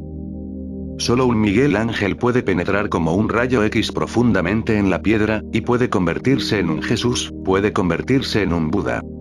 Tanka Tenen decía, ¿cuál es la necesidad de todas esas estatuas cuando el Buda real estaba sintiendo el inmenso frío de la noche? Me empujaste. Y esta ha sido la historia de todas las religiones. Empujan al Buda y adoran las estatuas de Buda. El sutra, maestro. Cuando se le preguntó a Tenjiku sobre el incidente de Tanka quemando la estatua, respondió: cuando hace frío nos reunimos alrededor del hogar junto al fuego. Tenjiku es otro maestro. Cuando se le preguntó acerca de la quema de la estatua de Buda por parte de Tanka Tenen, respondió: no hay nada malo. No lo dijo directamente, simplemente dijo: cuando hace frío nos reunimos alrededor del hogar junto al fuego. ¿Se equivocó o no?, insistió el monje.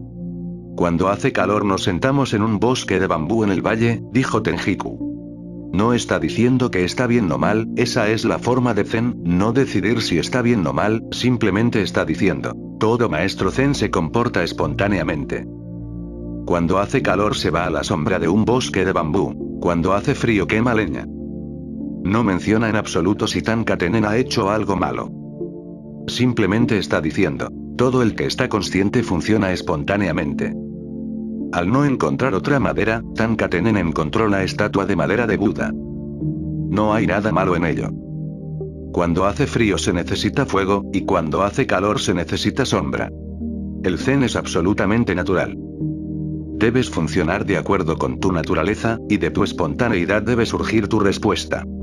El día después de la quema de la estatua, Tanka Tenen fue a ver a Nanjo, quien una vez había sido discípulo de Eno y era el maestro Zen del emperador. Cuando Tanka desenrolló su alfombra de zazen, Nanjo dijo: no hay necesidad. Eso me recuerda que tal vez el pequeño Siddhartha todavía esté aquí, o tal vez se haya ido. Cuando llegó por primera vez, hace muchos años, era un niño pequeño, muy pequeño, tal vez de 3 o 4 años. Puedo ver exactamente el momento en que vino a mí. Había traído una alfombra pequeña y vino como si fuera un adulto. Maneesa, tal vez, recordará, ella estaba presente. Desenrolló la alfombra como hacen los discípulos Zen y me tocó los pies. Todos los que estaban presentes comenzaron a reírse. Este niño pequeño estaba haciendo algo real, que no se espera de un niño tan pequeño. Tocó mis pies con gran agradecimiento, con gracia, y luego se sentó en su alfombra. Por eso le di el nombre de Siddhartha. Siddhartha fue el nombre de Gautama Buda dado por su padre. Es tan hermoso como Buda. Significa el que ha llegado. Siddhartha, el que ha encontrado el sentido, el que ha encontrado el significado de la existencia.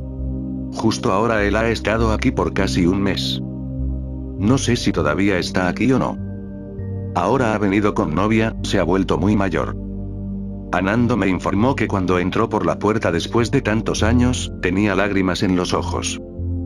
Debe haber recordado el primer día que vino a mí, hace casi 20 años. Era un niño tan encantador. Su madre me informó: es muy difícil saber dónde está, porque va con todo el mundo. Tiene una gran amistad con todos los sannyasins, y era un niño pequeño. Solía pedirle a cualquiera: solo dame 10 rupias. Voy a ver la película. Y no fue solo unilateral. Si alguien necesitaba dinero, traía el dinero de otros y se lo daba a la persona, diciendo: quédatelo, pero recuerda, cuando lo necesite paga cuando puedas. Entonces, la gente solía preguntarle a Siddhartha: ¿puedes manejar 20 rupias? Iría inmediatamente. Tenía como amigos a toda la comunidad, y nadie podía rechazarlo, era tan encantador, tan inocente. Con esas lágrimas debió recordar el primer día que había venido. Todavía es inocente, y está creciendo bien por su cuenta. Su padre ha muerto. Está en una muy buena escuela de arte, aprendiendo actuación. Me alegré cuando me informó que está aprendiendo actuación. Los actores pueden ser meditadores muy fácilmente, porque siempre están actuando en el papel de otra persona, por lo que también pueden ser testigos de que esa no es su identidad. Pueden convertirse en Jesucristo en una película, pero saben que no son Jesucristo. Así que reconocer que su actuación no es su ser, es muy fácil. Para mí, la actuación es una de las mejores profesiones para los meditadores, porque te enseñará que tu identidad puede cambiar todos los días. Un actor se está moviendo de una película a otra. En una película es una cosa, en otra película es otra cosa, en una tercera película es otra persona. Tan lentamente puede darse cuenta, si conoce el arte de darse cuenta, de que todas estas identidades van y vienen. Y finalmente, puede reconocer que su propia personalidad no es más que un acto enseñado por sus padres, y los sacerdotes, y los políticos, y los profesores. Todas estas personas están creando una cierta personalidad a tu alrededor que no es tu verdadero ser, es solo por comodidad. Están creando un ser social a partir de un ser espiritual. Un ser social es una cosa ordinaria. Tu ser espiritual es vasto e inmenso. El día después de la quema de la estatua, Tankatenen fue a ver a Nanjo, quien una vez había sido discípulo de Eno y era el maestro zen del emperador. Ciertamente era un hombre muy importante, el maestro zen del emperador. Cuando Tanka desenrolló su alfombra de zazen, Nanjo dijo, no hay necesidad. Porque esa alfombra la extienden solo los discípulos, y tú ya eres un maestro. No tienes que hacerlo. Tankatenen lo hacía solo por respeto, porque este hombre, Nanjo, era muy viejo, el maestro del emperador, y Tankatenen era un hombre joven, aunque se había iluminado. Esta es la forma oriental de ser siempre respetuoso con los mayores, porque solía ser parte del crecimiento natural. Si un hombre vive de forma natural, así como alcanza la madurez sexual a la edad de 14 años, será capaz de salir de la esclavitud sexual y biológica a la edad de 42 años, si vive de forma muy natural. Y cuando se sale del control de la biología, le resulta muy fácil salirse de la mente. El cálculo antiguo es que a la edad de 49 años, un hombre puede meditar fácilmente, sin ningún esfuerzo. La única condición es que haya vivido sin religiones represivas, dioses y sacerdotes. Si ha vivido como un simple ser humano natural, sin inhibiciones, sin culpas, a los 42 años se sale del control biológico. Tu sexo es tu esclavitud, es una atadura biológica. No luches contra eso. Si luchas contra eso, no saldrás ni a los 80, ni a los 90. No te quedarás fuera en ningún momento. Incluso cuando te estés muriendo, tu último pensamiento será sobre el sexo. Se ha calculado que cada hombre piensa al menos una vez en el sexo cada 3 minutos, y cada mujer piensa en el sexo una vez cada 7 minutos. Esa es una disparidad. Es por eso que los hombres se ven más orientados al sexo que las mujeres. La diferencia no es mucha. 3 minutos o 7 minutos no es gran cosa. El hombre tiene que esperar solo 4 minutos. En esos 4 minutos la mujer puede tener dolor de cabeza y tomar 2 aspirinas, y estará lista. Sus religiones son responsables de mantenerlos en la esclavitud del sexo enseñándoles el celibato. El celibato es una perversión de tu naturaleza. Quiero que seas absolutamente natural. Cuando es hora de sexo, es hora de sexo. Entonces estarás fuera de eso a la edad de 42 años, simplemente fuera, sin dudar de hacer ningún esfuerzo por ser célibe. Cada vez que haces algún esfuerzo es contra la naturaleza. La naturaleza no permite ningún esfuerzo, quiere que estés completamente relajado con él, y luego sigue haciéndote cosas. Cuando tienes 49 años, eres realmente maduro y has pasado 7 años sin la esclavitud del sexo. Uno de los mejores novelistas de este siglo, Kazantzakis, que escribió Zorba el griego, también escribió un libro sobre Jesús, La última tentación. Jesús tenía solo 33 años, y estoy de acuerdo con Kazantzakis en que en la cruz vino la última tentación. En ese caluroso día de verano, estaba colgado en la cruz. ¿Crees que estaba pensando en Dios? Empezó a tener un sueño con María Magdalena, un sueño que, quizás si hubiera vivido diferente, y hubiera amado a María Magdalena, y no me hubiera metido en este viaje, no estaría colgado en esta cruz. En la última tentación, Kazantzakis plasma todo este sueño. Debido a este sueño fue expulsado de la Iglesia Ortodoxa griega. Su libro fue prohibido en todo el mundo, porque en todas partes los cristianos protestaban contra él. Esto es demasiado. Cuando la película se convirtió en una película, en todas partes hubo grandes manifestaciones en contra de la película. Y Kazantzakis, uno de los mejores novelistas de este siglo, vivía en la más absoluta miseria y problemas, porque la Iglesia lo había condenado, lo había expulsado. Está muerto, pero hace un momento Misan Yasin, Amrito, que conoce a su esposa en Grecia, ha ido a verla. Ella le preguntó, ¿te gustaría ser parte de este movimiento de Sanyas? Ella dijo, me encantaría, pero tengo miedo.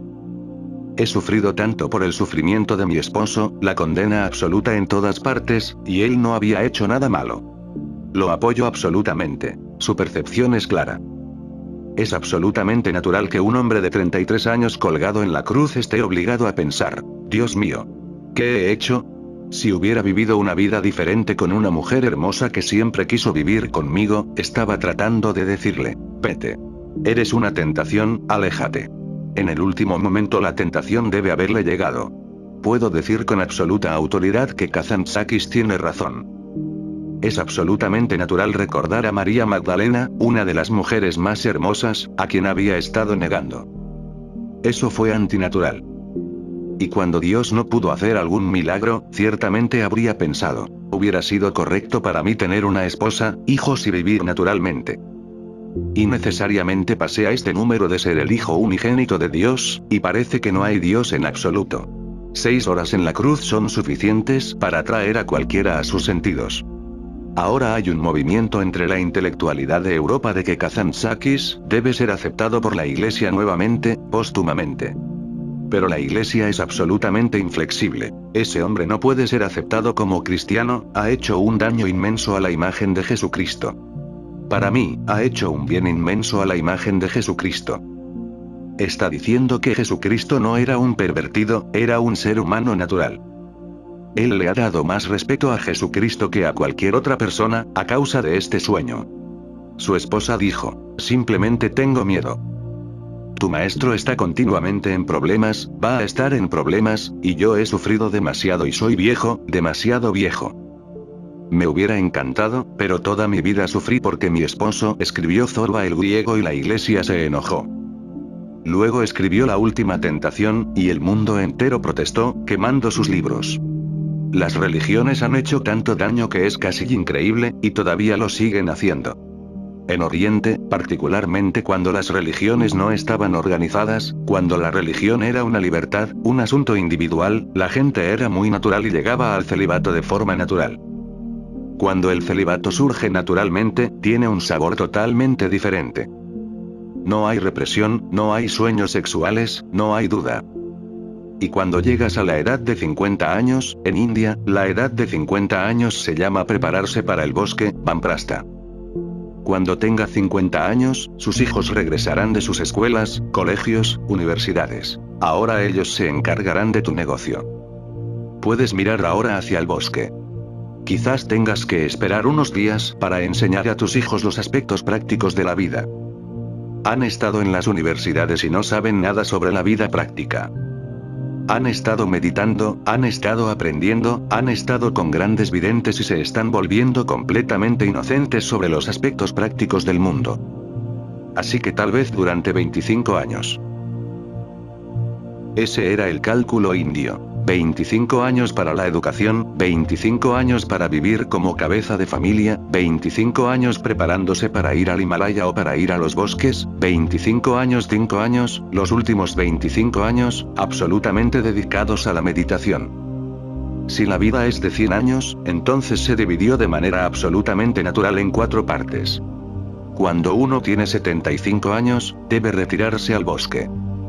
Ahora es tiempo de prepararse para la muerte, para otro viaje, para otra experiencia. La vida ha pasado. Debido a esto, se mostró más respeto al hombre mayor, y él se lo merecía. Si hubiera vivido naturalmente, era digno de ello.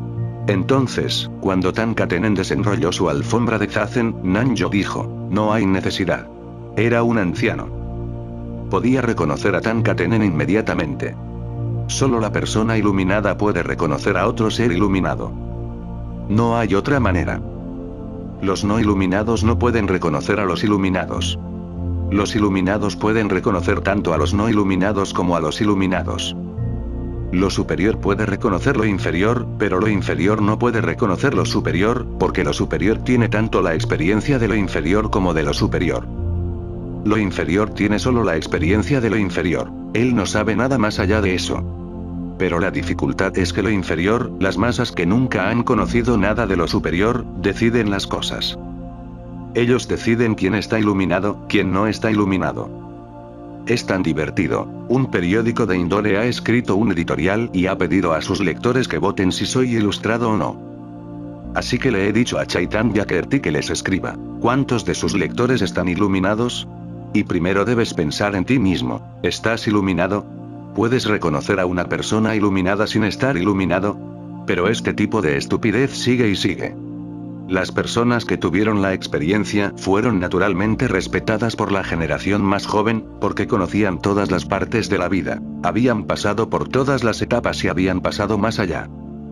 Ahora han vuelto a ser inocentes como un niño, se están preparando para entrar de nuevo en la existencia. Pero Nanjo dijo de inmediato, no hay necesidad. Estás tan iluminado como yo. Eres tan maestro como yo. Aquí, la edad no importa. Aquí, el tiempo no cuenta. Tanka retrocedió unos pasos. Estos son los caminos del Zen. A menos que entiendas su simbología, todo su lenguaje metafórico, no entenderás el punto. Tanka retrocedió unos pasos. ¿Qué muestra? Él está diciendo, he profundizado en mí mismo. Tienes razón. Dar unos pasos hacia atrás significa ir hacia adentro. Nanjo dijo, así es. Ha sido muy profundo. Ante esto, Tanka dio unos pasos hacia adelante, solo para comprobar lo que dice el maestro. Nanjo dijo, eso no está bien. Dar unos pasos hacia adelante es ir hacia afuera. Dar unos pasos hacia atrás es ir hacia adentro. Hacia atrás y hacia adentro son equivalentes, hacia adelante y hacia afuera son equivalentes. Nanjo dijo, eso no está bien. En esto, Tanka rodeó a Nanjo una vez y se fue. Ha rendido el tributo. Había venido a ver si realmente eres tan grande como todos dicen, y he descubierto que eres simplemente el hombre adecuado para ser el maestro del mismísimo emperador. En cada punto, Nanjo demostró tener razón. Cuando estaba tratando de desenrollar su alfombra, lo detuvo, no hay necesidad. Luego dio unos pasos hacia atrás y Nanjo dijo de inmediato, así es. Ante esto, Tanka dio unos pasos hacia adelante. Nanjo dijo, eso no está bien. Tanka caminó alrededor de Nanjo. Caminar alrededor de Nanjo es un símbolo de gran respeto. Completar el círculo, ir desde la fuente y regresar nuevamente a la fuente como meta. Al completar este círculo, expresó, estás completamente iluminado, completamente iluminado. No tengo nada que preguntar, nada que decir. Simplemente se fue, sin palabras, sin preguntas. Esos símbolos fueron suficientes. Nanjo comentó, cuando Tanka se fue, los viejos tiempos dorados están muy lejos. Solía ser muy común, la iluminación. Solía ser muy común encontrar a un hombre como Tanka Tenen, pero esos días dorados están muy lejos, y la gente ahora es tan perezosa que ni siquiera da unos pasos hacia atrás, hacia adentro. Dentro de 30 años, hizo una profecía, será difícil apoderarse de este tipo. Era tan joven y ya había expresado su inmensa claridad y su iluminación. Después de 30 años, cuando se convierta en un ser maduro y su círculo esté completo, ya ha comenzado a avanzar hacia la finalización, dijo. Dentro de 30 años, este hombre será uno de los más grandes maestros jamás conocidos. Será muy difícil conseguir a este tipo. Es con profundo respeto y amor que el viejo Nanjo reconoció, no solo su iluminación, sino que también reconoció que no está muy lejos. Solo 30 años y será un Buda perfecto. Entonces será muy difícil hacerse con este tipo. Yakusai escribió, primera helada. Mi camino se encuentra al noreste frente a las estrellas. Ese es el camino para todos los que están profundizando en la meditación. Parece que estás profundizando en la meditación, pero al mismo tiempo algo en ti está yendo más alto hacia las estrellas. Está sucediendo simultáneamente. Las raíces son más profundas y el árbol sube más.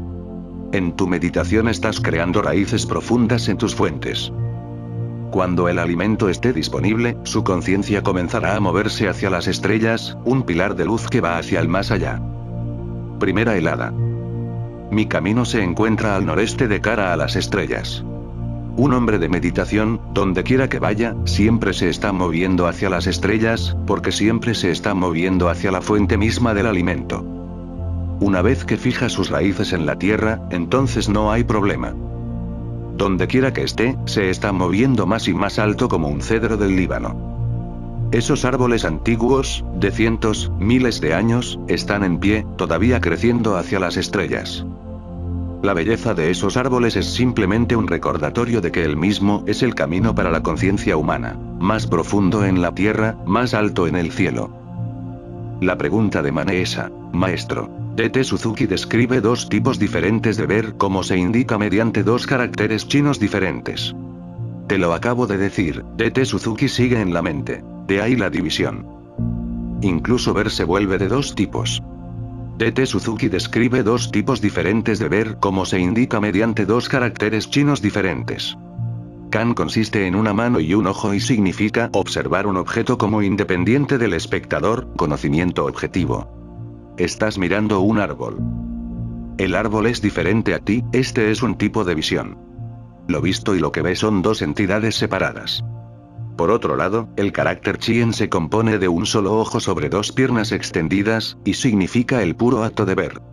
Suzuki considera que la diferencia entre estos dos tipos de visión es revolucionaria en la historia del pensamiento zen. En primer lugar, el zen no es un pensamiento. En segundo lugar, el acto de ver puro no puede llamarse en absoluto un acto de ver puro. ¿Qué estás viendo? Para estar viendo, se necesita un objeto. El meditador va más allá del objeto y del sujeto, más allá del primer carácter chino, kan, que significa dualidad, el que ve y lo visto, el conocedor y lo conocido, y el segundo carácter, chien, que significa el puro acto de ver. Pero la misma palabra ver significa que algo está ahí, de lo contrario, ¿cómo puedes ver? ¿Qué puedes ver? Si no hay nada, desaparece el ver, aparece el ser. Por lo tanto, no estaré de acuerdo con DT Suzuki en absoluto. Estos dos tipos de visión son solamente lógica, racionalidad, pero no meditación, no zen. Zen va más allá de lo visto y más allá de ver. Está entrando en el ser, simplemente siendo, completamente silencioso, a gusto con la existencia.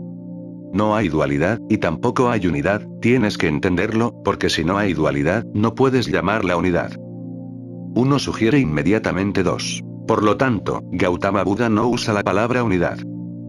Él usa la palabra Advaita, no dualidad. Hace una gran diferencia. Cuando dices uno, inmediatamente te recuerdan dos. ¿Cómo puede uno existir sin 2 y 3 y 4 y 5 y 6 y 7? Uno es un dígito. Está justo debajo de las dos. Si existe, le seguirán miles de números, o millones, o trillones. No hay final para ello.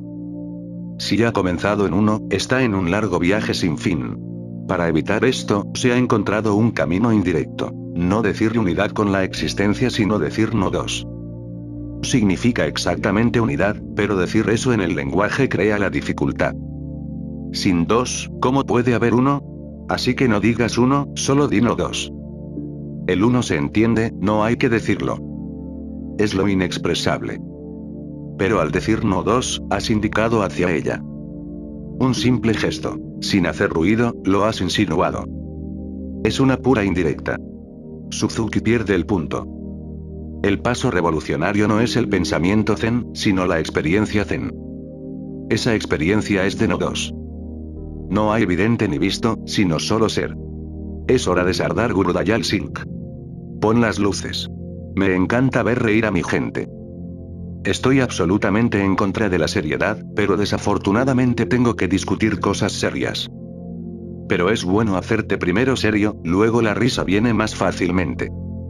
Entonces da una gran relajación. El pequeño Albert llega corriendo a la tienda del pueblo y corre hacia el mostrador.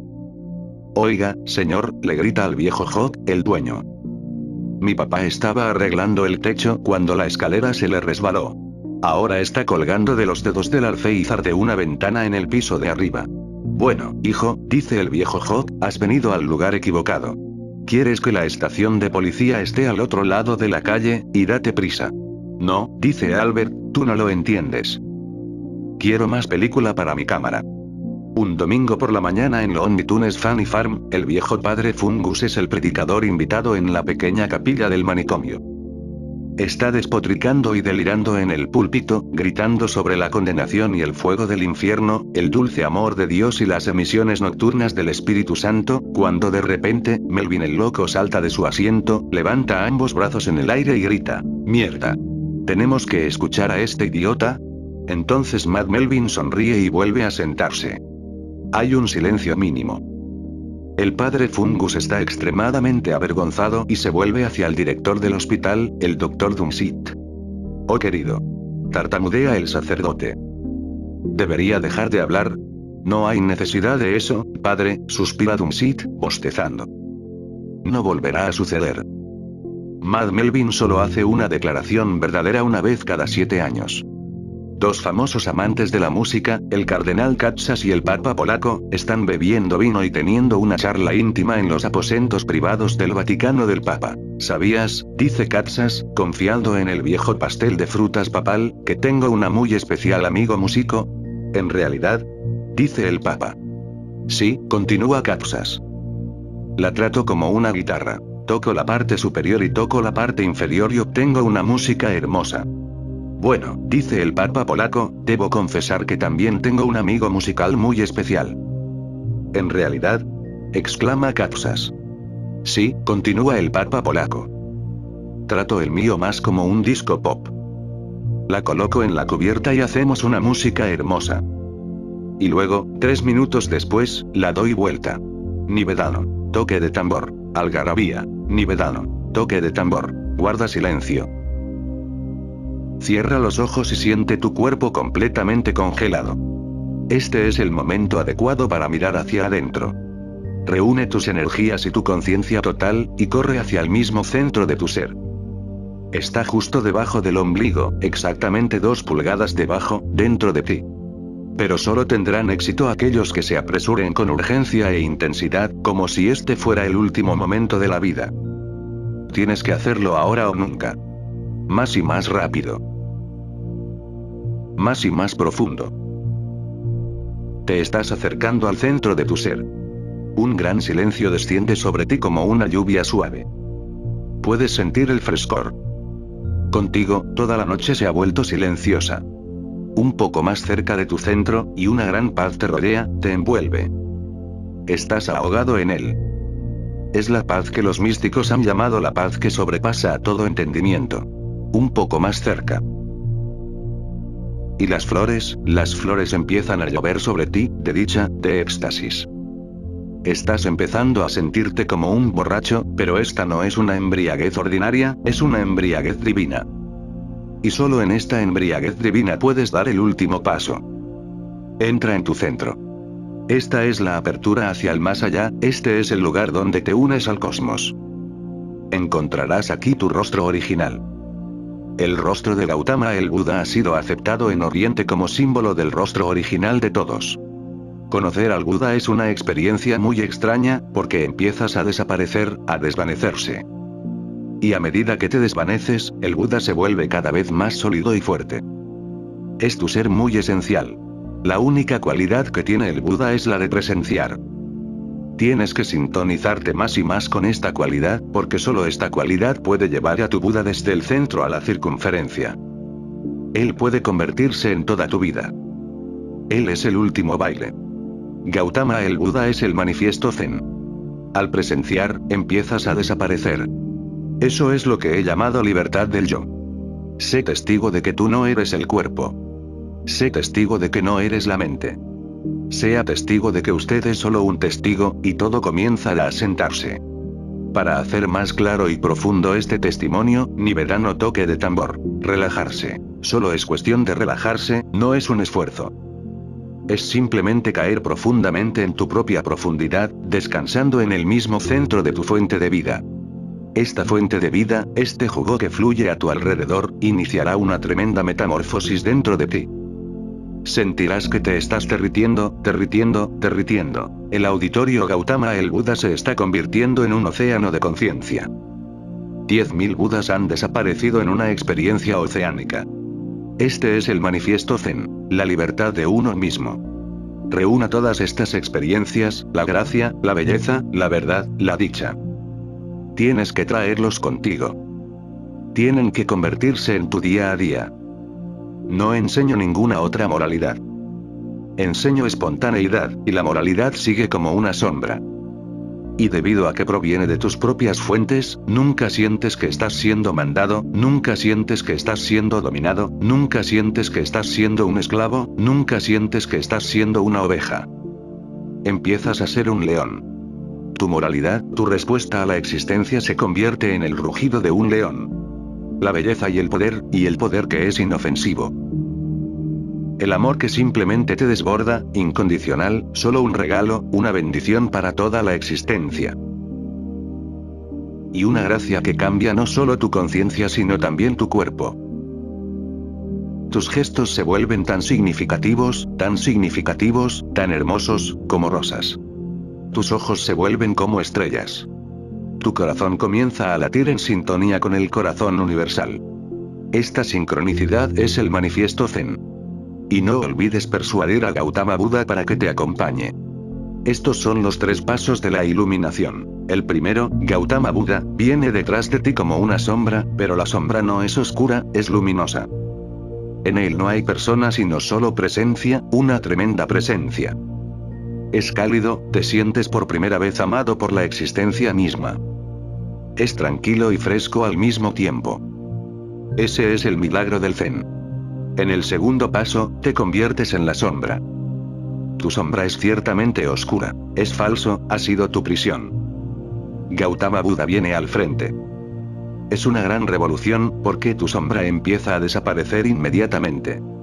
Y el tercer paso surge espontáneamente, la liberación de uno mismo. Ya no eres, solo existe la existencia, es la vida, es la conciencia. Todos estos están representados por la presencia de Gautama el Buda. Fue el primer hombre en la historia en lograr este avance, en convertir la conciencia horizontal en una conciencia vertical. Tus raíces se hunden profundamente en la tierra, y tus ramas y tus flores florecen hasta el cielo. Esto es encontrarse con el universo, fundirse en la existencia. Surge una gran celebración, y no solo en ti, participa toda la existencia. Nivedano. Toque de tambor. Regresar.